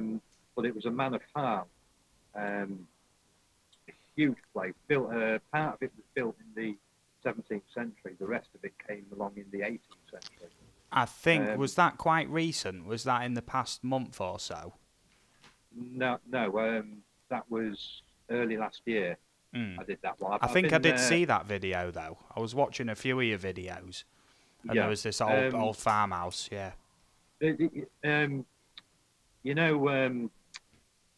On my YouTube photograph where I'm sat on the stairs. Yeah. Yeah, that's the place I'm talking about. It is absolutely massive. It's huge. And I think I've been there 3 times, and I'm going to go back again because I just love the place. It's full of character. It really is. I did a ghost hunt there last year with a couple of mates from work. They wanted to come with me, so I took them there. And the video to this is actually on my channel. Nice. And apparently, from what I've been told, there's a couple of children in there, there's spirits, and we took a ball with us and we used it as a trigger object. Now, where I am in the picture, on my profile picture, I'm sat on the first flight of stairs. A ball is situated at the top of there. On the second flight of stairs, I have a video camera pointing at the ball, and another camera pointing up at me and the other 2 lads. And we're trying to get this spirit or these spirits to move the ball. Didn't happen. Now I thought I saw something to my left, which made me turn all of a sudden. As a turn, my foot scraped along the floor, and it scared the crap out. It scared the crap out the other 2. It made them jump, and of course, we made a joke of it. at that time, I heard what sounded like a scream, but the other two didn't hear it. And I thought, well, maybe it's my ears playing tricks on me. But back on the video, you can actually hear what sounds like a child's laughter. Mm. So how the other two lads that I played it back to them, and even they said how the hell they didn't hear that at that moment in time. They don't know. Mm. But yeah, that one, that place is, it's really interesting. I am actually going to go back next year, obviously, to do another ghost up there. And see if I can get anything else. I mean, it has a cellar as well. And this cellar, it goes, I would say, half the length of the house. It's all arches underneath. And as you're walking down this archway, you have other archways leading into other rooms as you're going along. Mm. And it's a lovely place. It really is. It's, like I say, it's full of character, and it's one of them places you can just go back to over and over again. And I will take you and Kev down there. Nice. Lovely. Yeah. I think if I caught anything more on video, though, I think my channel will turn into a paranormal channel, to be fair. Yeah. Well, Gary, yeah, sorry, Matt. I'm just going to do a quick run through of these comments, because a few people saying, I've got to go and whatnot. Nordic Blue says, busy work day, so I'm just letting this run in the background. That's really kind of you, mate. That's brilliant. I think Canadian Drone Hub left. I did say goodbye in the chat, but, even though you're already gone, I'm saying goodbye anyway. Thanks for dropping in. Much appreciated. I know you guys are always busy on YouTube, always supporting the community. Oh, I can't thank you enough. Sub to the Canadian Drone Hub if you aren't already. I can't big them up enough. And Drone Crush said he was going to run in a couple. He's got to cook dinner for Mrs. Crush. That's all good. Gary Foster says, I'm off for a break before the Pusha stream. Later all. Thanks, Steve. That's all good. Well, after this stream, anyway, I'm going to, put the link to their stream, and hopefully we'll all dive over there if everybody hasn't left already. That's all good. So SpyTube's in. I've never seen you before, SpyTube. Great to meet you, mate. Welcome to the stream. Do this every Wednesday night, 10 p.m. UK time, 5 p.m. Eastern Standard Time. That's all good. Lauren says, I'm still here, babe, on my game as well. She's sat right there on Fortnite. That's all good. SpyTube says he loves the setup. Drone Crush, have a good night, mate. All the best. Spot on, mate. Thank you, buddy, for coming onto the stream. Essex 2112 says, good show. Thanks, guys. That's all good, and I appreciate everybody who's come in. We're still going for a little bit yet. That's all good.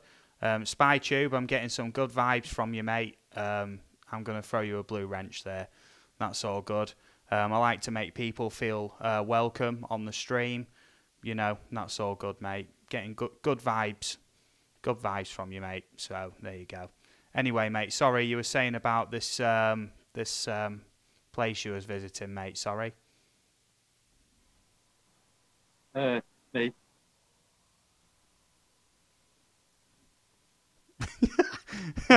Hey, sorry, mate. Sometimes I do have to sort of interrupt and go into the chat. Otherwise, I'll let it run away with me.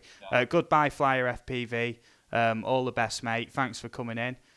You were saying about this place you was visiting that you would want to take me and Kev to. I rudely interrupted, and I'm sorry. Yeah, I think the guy that owns this place, from what I've heard, he bought it, and it was a total wreck. Mm-hmm. He bought it, and I think he's not even got half. But you can see the work he's done to it. But he's either lost interest in the project, or he's run into some kind of financial trouble, because it's just been left now. But yeah, the only way in to this place is actually a hole that's in the ground that leads into the cellar underneath the house. You know, it's accessible. You can get in there, but yeah, I think you two would enjoy being in there. Yeah, it sounds great. Do you have to like slither in on your belly? No, you'd have to be supple. Let's put it that way. You'd have to be supple to get in. You'd kind of have to put your left leg in first, say, and then your body would have to go right down in, bring your other leg in again. Yeah, and then that's it. You're in. Yeah. That's right. But yeah, sorry. I said I'm supple. What are you laughing for? Okay, so I'm gonna throw this question to Kev then, Okay. in the hopes that we can like glean some kind of information as to what makes a good video and whatnot. What's your most popular video, and why do you think that is? Well, my most popular video is one I mentioned on one of the other live streams, which is a remix I did a few years ago of a TV theme tune from an old TV series called UFO, and I did a little video to go along with it. The reason why it's probably got the most views is partly because it's been on a long time.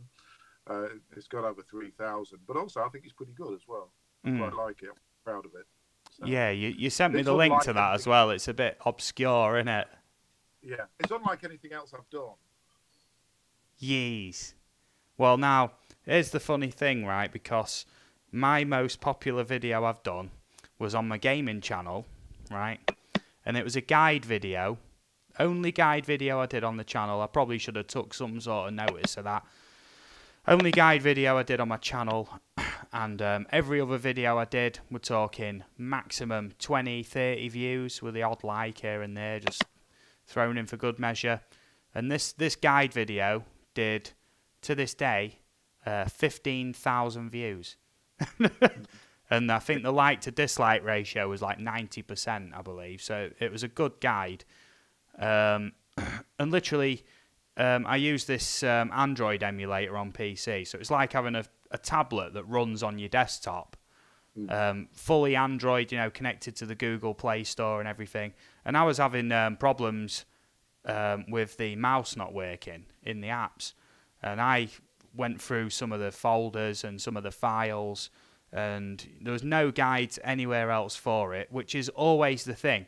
Be the only video that does something, you know, something in particular, you know. So I knew that there had to be a guide video, and I knew that there was people looking for a solution. And I literally found out the way to do it by deleting a couple of config files which defaulted certain things. And I did the video. I literally just set the mic up and set my screen recorder going, just demonstrating how I did it. Like, I think it's about 5-6 minutes long. Just introduce the video. This is what I'm going to talk about. You will fix your problem. You know, quick channel intro, and then straight into talking about how to fix the problem, and then demonstrating that the fix worked. And I mean, simple, straight to the point. And I mean, YouTube is like one of the biggest, if not the biggest, search engine for like looking for solutions and guide videos. So if you're into doing anything like that, this is why I thought maybe doing an OBS guide video would be good. It might get some views, you know, might get people watching these videos, but then it might bring them to my drone videos or my history videos or my vlog videos, you know, as time goes along. It's all about bringing people in who are interested in what you do. And now, on Facebook, you get these groups. Don't get me wrong, I'm in some of these groups. I'm more of a, I wouldn't say a troll on these groups now, but I'm definitely not any sort of like upstanding member of these groups, and they're the YouTube sub for sub Facebook groups. My God, they are the worst. You don't want to be there. It's a proper depressing hell when you're on them Facebook groups looking for subs. People will go, some of them with terrible English as well. They'll go, sub for sub, 1K today, need this. And you're like, and you're like, all right, I'll humour him. And you have a look, and like 30 subs and 2 videos or something, and the videos are just not very good at all. And I think they sort of believe that just by going on these Facebook groups, they can get 1,000 subs and 4,000 hours watch time. A lot of people who set up YouTube channels think they'll just be able to waltz onto YouTube, upload a load of videos, maybe do a video a day even, and get the watch time and the subs that they need. Unless your quality is a certain level of good, your actual content is your foundation. If your content's not good, you're not going to be getting the watch time. You're going to get people skimming just to put a comment on your video and go, I've subbed to your channel, now sub me back. You know, and some of these people literally I've put a link to my video on some of these things and just put, oh, you might like my video. I've not asked for any subs or anything. And then like in Messenger it'll come up, oh yeah, I want to sub to your channel, but you got to sub to me first. And it's like, yeah, okay. And I'll check the channel out. It's like, oh, it's quite good. So I'll sub to them. And then like, they'll go, oh yeah, well if you sub to me then. And it's like, yeah. And they're like, well, I need a like, a comment, and a screenshot of all of that. And it's like, yeah, all right, why not? Just to see where it goes. And then, like, I think it was this lass who I was speaking to, and sent her this screenshot, you know, and she's like, oh yeah, that's all good. I've subbed to you as well. Do you want me to show you the screenshot and whatnot? I went, no, it's all right, I believe you. She seemed absolutely gobsmacked that she'd actually come across somebody who just take the word for it on there. It's proper like vagabonds. If you're looking for subs on them Facebook sub for subs like groups, oh my God, you're in for a world of like absolute like, oh my God, you have to you'll be begging. You'll be begging on there for subs. You'll need proof to every single one that you've subbed to them, and even then you're not even sure if they've subbed you back. You've just, you know, you just sat there thinking, what am I doing with my life? I could be spending this time making good videos, you know. So yeah, one great bit of advice: don't go on the YouTube sub for subs Facebook groups, because you'll end up getting nowhere. I don't think I've got one genuine sub out of there. And now I literally just go on, have a look, see what people are up to. And, oh my God, I think I need to start doing videos where I troll the Facebook sub for sub pages. I think that might get me some views. Going on there like, screenshot, what's that? Oh, yeah, okay, right. I'm just going to hit the chat again quick. Yeah, that's it. SpyTube, really awesome setup. Hope you come in my live one day so you could meet my beautiful people. I would love for them to come show you some support. And I am already subbed to you, mate. When you put that comment while we was chatting, I did actually check your channel. I am actually subbed to you, mate. It's just, for some reason, I don't know. I am already subbed. I've met you somewhere before. Gaming with Whiskey, hello there, says it is true. My channel's a gaming channel, but the one that got the most views, 2.3k, is a tutorial, one of only 3 that I did. And that's the thing, innit? EBRFPV says, awesome story. It's less of a story, mate, and more of a cautionary tale. Don't expect anything good to come of them YouTube sub for sub pages or groups on Facebook. They are miserable. And yeah, I thought I'd share that story with you, just in case you ever plan on doing that. All that I do now is I go on there, and if I'm going to do a live stream, I'll drop the link to the live stream on there, just because there will be loads of people on YouTube. Some of them groups have got like 100,000 members, and you're thinking, you know, why is everyone squabbling on there? It's because nobody's trustworthy. Will you pass me the lighter, please, babe? Thank you. Double? Why a double? I don't know. I'm just going to disappear for a few minutes while I get myself another jack. No, you're not.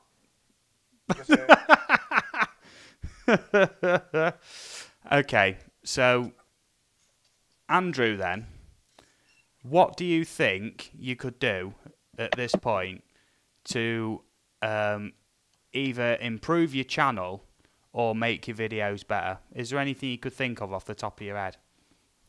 Yeah, get more ghostly evidence. that does help on a paranormal channel, yeah. Yeah. I mean, people. I mean, when I first started, I was capturing orbs. And a lot of people think they're dust particles, others think they're spiritual, or just balls of energy. Nobody actually knows. But I was putting them videos up for quite a while, and it soon dawned on me that people don't want to see that. They want to see a ghost, or they want to hear something. Oh, they want to see some sort of like poltergeist activity with a chair flying across a room. Yeah, something like that, and then you'd be accused of faking it. But yeah, I mean, I would like to capture more EVPs, Class A or Class B EVPs, and put them on. And, you know, all right. I mean, there's people out there that sort of like they'll be skeptical of them. You know, either real or either fake. I mean, the ones I put on my channel, they're very real. I mean, the last thing I want to do is go out and deceive people. I mean, I hate that. I really do. And I mean, another reason is, I mean, when I first started, I set out to get the truth about, you know, whether ghosts or spirits really did exist. They either did or they didn't. I was going to get an answer either way. And but I started out as a non-believer, but now I would say I'm an 80-20 skeptic in favour of, because of the evidence I've got. But yeah, I would like to get more videos up there with EVPs on them. You know, it's not like, because that's what people want to see. It's what they want to hear. They don't want to see, you know, an orb flashing across the screen every now and again. Yeah, there is like millions of them videos, isn't there? Oh yeah, there's loads of them. I mean, in the beginning, I mean, I bought a video off Amazon a few years back, and it said captured on camera real ghosts, and it was just orbs. You know, that was it. And I thought, well, it hasn't been proven that orbs are spiritual. So I lost 10 quid there, but that's the reeled you in, innit? Yeah. The old bait and switch. Yeah, you could tell I was a novice ghost hunter. I know, innit? They saw you coming.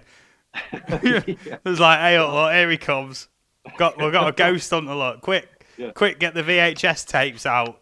Real ghost sightings. For you, mate, 10 quid. Anyone else, 20. Yeah. You got a deal right there. Since then, I've actually had the word mug scrubbed off my forehead. But yeah, that's what people want to see. They want to see or hear the evidence. You know, either photographic evidence or something like you caught, or hearing the voices. You know, that's what would bring people in.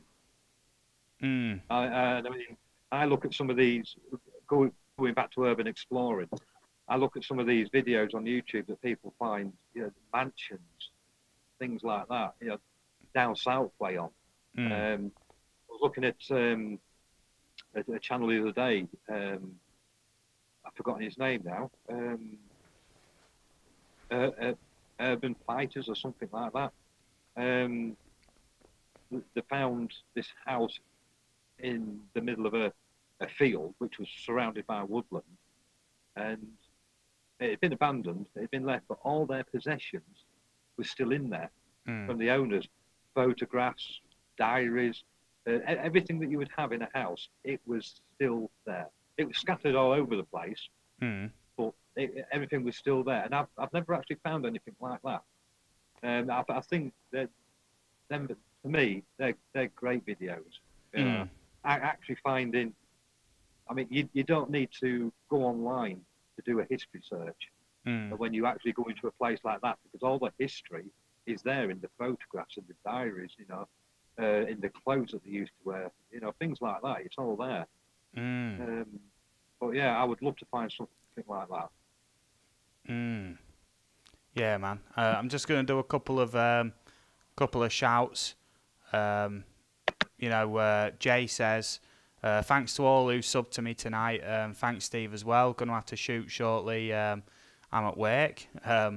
Yeah, well, one time, mate, you're more than welcome. If you got the free time on a Wednesday night, let me know, mate, and you can be on the stream with us, mate. It'd be an absolute pleasure. I'll tell you what, I reckon you'd all get on with Jay.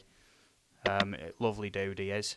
Yeah, Gaming with Whiskey says, I have to go make dinner. Great stream. Catch you all later.